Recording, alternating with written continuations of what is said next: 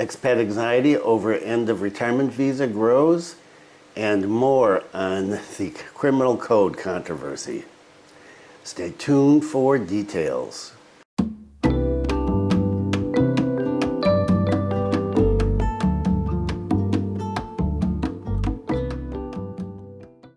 Welcome to the latest news from Bali and Indonesia. This is December 12th, 2022, and my name is Bruce. And what's the weather like today? It is beautiful here. It is sunny and sky is clear.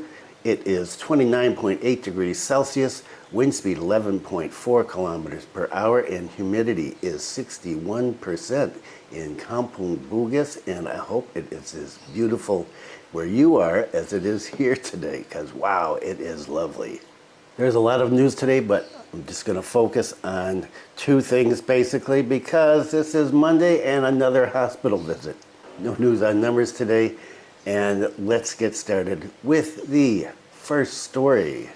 The long-awaited article about expats and the retirement visa has hit the news in the Jakarta Post. You may remember that I talked about this. I said that an Indonesian woman had offered people a chance to talk to a reporter from the Jakarta Post about what they were feeling about the end of the retirement visa, and well, it was in the news this weekend. Panic, confusion over second home visa sweeps expat community. Foreigners who've lived in Indonesia for years or decades are anxious about new visa rules that will kick in later this month, which require retirees to hold substantial funds in the country.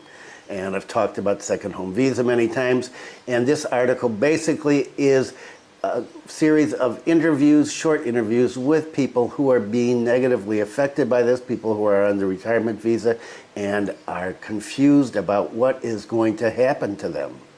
As I've mentioned before, there are many people on retirement visa who just do not have the 2 billion rupiahs to put in an account or the money to buy a luxury home. And so they're wondering what they're going to do. And so this article gives them a chance to tell their stories with the hope that the government will notice it and make some comments, some decision on what is going to happen to those people who already hold retirement visas and have been here for a long time and do not have the funds necessary to take advantage of the second home visa.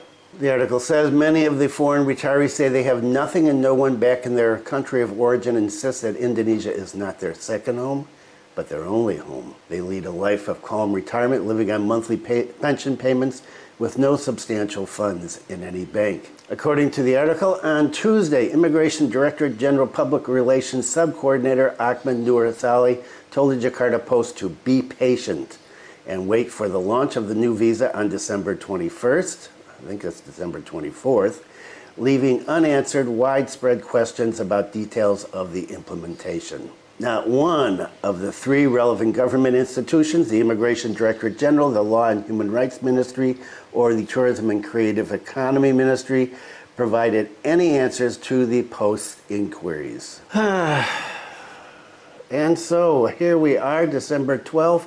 We've got 12 more days until the second home visa goes into effect, and the retirement visa is out the door, and still no word on what's going on. It is frustrating, but we're just going to have to wait, I guess, and see what happens. And the criminal code controversy continues to be in the news, and there's an interesting thing that came out. I saw it yesterday.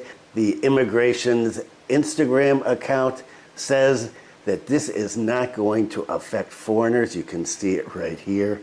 Wow, there is a lot of confusion and anxiety spreading everywhere about a number of things, and we're getting close to the end of the year, and this is a bad time for all this. And so let's get started and take a look at what is going on with the new criminal code.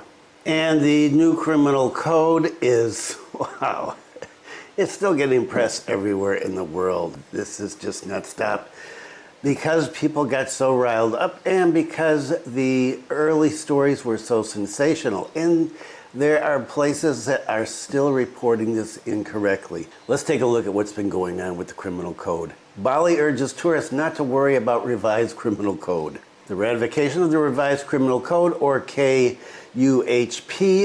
is still causing controversy, as I said. And the one that a lot of people are worried about is what is going to happen to tourism in Bali because of it. And here in Bali, a lot of people worried that tourists are going to cancel their plans, that they're not going to come here. And there are still people online who think this is happening right now and that they're going to be dragged out of their beds. And well, if you watched the last video, you know exactly what's going on. It ain't happening, right? So responding to all this, the head of the Bali Tourism Office, Jakarta Bagus Pamayun, said that foreign tourists should not hesitate to visit the island. He said, "Don't worry, because based on our discussions with various hotel and tourist associations, hotels will not ask for marital status documentation. When people arrive at a hotel, they come to relax. They'll be treated as they are now without checking their marital status." And that is just what I said in the last video. You are not going to have people asking you if you're married or not when you check in the hotel here. It has happened in places around Indonesia, especially in Java, before. Not now, before. And so that's nothing new. But in Bali, it is not going to happen. What does Australia have to say about this? Australia issues travel advice for Indonesia after new criminal code passed. Of course. So the Australian government on December 8th updated travel advice for citizens who are traveling to Bali following the passage of the criminal code. According to Australian immigration spokesperson, we need to make sure everyone is aware of this new law, because the last thing we would want to see is people caught doing something that by Indonesian law they shouldn't be doing, even when what they're doing is perfectly legal in Australia. And it's perfectly legal here too. The immigration spokesman continued. He asked Australians traveling to Indonesia to be aware, travelers beware, because otherwise we could see some very unfortunate situations where we have to provide counselor assistance to people who unwittingly or unknowingly do the wrong thing. Get your information straight. But it is not just other countries around the world that are concerned about the new criminal code. Indonesians as well, and not just Balinese tourism people. Economist explains positive, negative impacts of new criminal code. Director of the Center for Economic and Law Studies, Bima Yudhistira, expressed his concerns about the new criminal code, which has the potential to worsen the investment climate in Indonesia, he said. He said he's got two ideas about this. First, he's concerned about the prohibition of cohabitation or sex outside of marriage.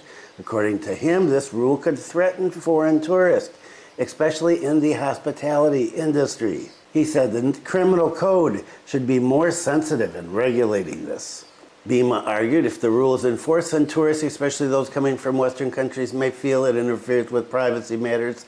Such conditions could be perceived as negative sentiment for Indonesian tourism. It's not going to affect them. I don't know, even people in the Indonesian government aren't getting this right. Consequently, Bima explained many foreign tourists would cancel their visits to Indonesia.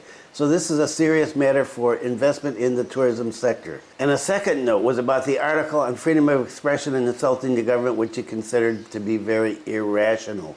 The government wants to open opportunities to investors, but now they have high standards regarding environmental social government, ESG. Bima expressed concern that investment from developed countries willing to enter Indonesia would decline and they would divert their investment to other countries. Wow, you see how this is just spread, and Indonesia needs to think about what they're doing when they do this stuff. They need to release information right at the time. That's their problem. The other problem is international press irresponsible reporting. And the UN has weighed in on this as well. UN laments human rights issue in Indonesia's revised criminal codes. They also question, the UN that is, the right to equality before the law and the equal protection of the law without discrimination, the right to privacy, as well as the right to freedom of religion or belief and freedom of opinion and expression. Previously, many civil rights groups also lamented the law's provisions that oversee the ban on cohabitation and sex outside of marriage, and they see that it poses threats to basic human rights of the LGBTQ community as well. Another aspect that the UN is concerned about is the articles that have the potential to criminalize journalistic work and impinge upon press freedom. According to the UN statement, other provisions would discriminate against or have a discriminatory impact on women, girls, boys, and sexual minorities, and would risk adversely affecting a range of sexual and reproductive health rights, the right to privacy, and exacerbate gender-based violence and violence based on sexual orientation and gender identity. Other provisions that are problematic, according to the UN, violating the rights of freedom of religion or belief, and that they could legitimate negative social attitudes towards members of minority religions or beliefs and lead to acts of violence against them. However, Indonesia has pushed back and said that the passage of the criminal code, the revised criminal code, is a progressive step Indonesia has introduced to the country's legal framework, and specifically it was highlighted that private affairs in which states can now intervene. And so what the Indonesian government is saying is, look, you can't just, anybody can't just report this now. It has to be done by a family member. So this is based on what they call complaint. So somebody has to make a complaint. It can't just be anybody. The cops can't just bust into your room because they think that you're doing the horizontal tango with somebody that you're not married to. There's got to be a complaint, and it has to be from a family member. It can't be from anybody else. According to Pak Andi from Indonesian government, CNN reporters commented that Indonesia has turned into a conservative country.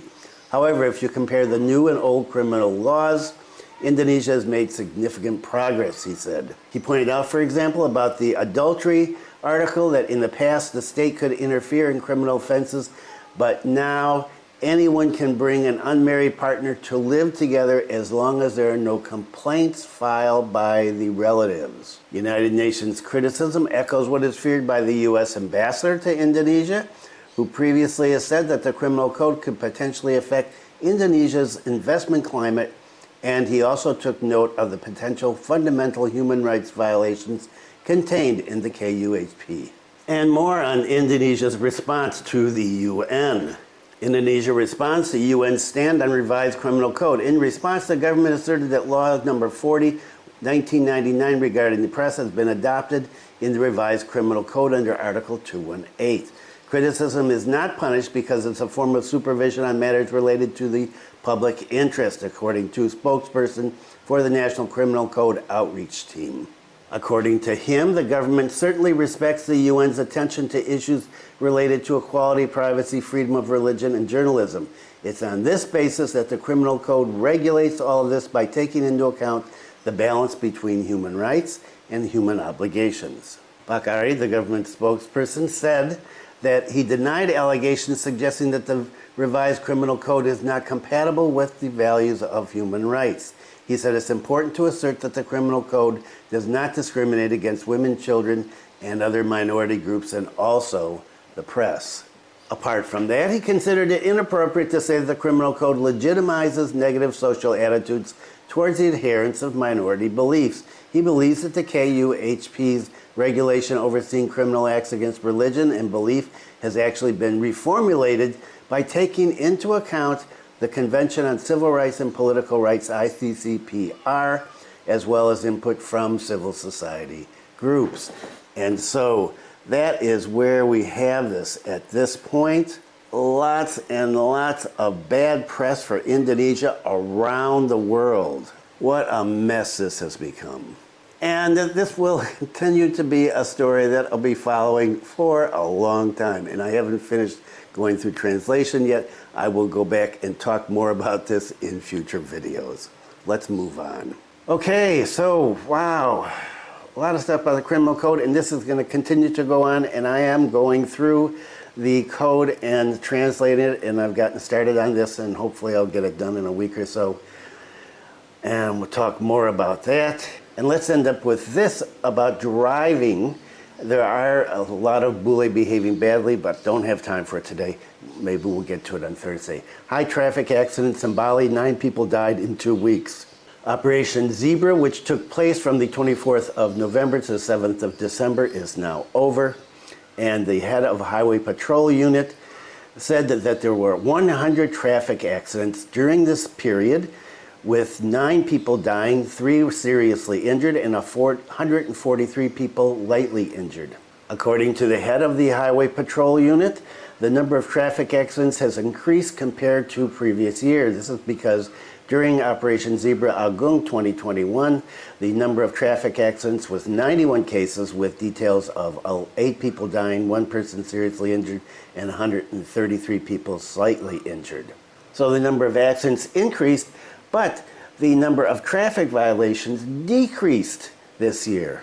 Based on data from the Great Zebra Operation Post 2022, out of 100 cases of traffic accidents, Denpasar had 23 cases, Gianyar 20 cases, Bulang Tabanan 13 cases, Klungkung 12 cases, Jembrana 7 cases, Badung 6 cases, Karangasem 4 cases, and Bangli 2 cases. Meanwhile, during the Operation Zebra in 2021, the manual ticket system was still being used. And now, of course, we have the electronic traffic law enforcement, and that's being used in a lot of places. I haven't seen it here in Bulang yet. There were 22,939 warnings against traffic drivers throughout Bali, and 535 violations were captured on static ETLE cameras in the Denpasar and Badung area. So according to the head of the traffic police, in general, the implementation of Great Operation Zebra, or Operation Great Zebra 2022, has been going well, even though there's been an increase in the number of accidents compared to the implementation of Operation Great Zebra 2021. And he said it's hoped that the public will be more disciplined in traffic to be able to reduce the number of violations and accidents, especially approaching the 2022 Christmas and 2023 New Year's celebrations, so that stability and order can be maintained and precise traffic checks can be created. And remember this, and a lot of people get here and they say, it seems like madness, but there's actually a system here. There's accidents all the time, as you can see from this, and unfortunately, a lot of deaths. So if you are out driving, be careful. And that is it for today. There is an interesting article that I just came across. I don't have time to talk about it today, and I will talk about it on Thursday.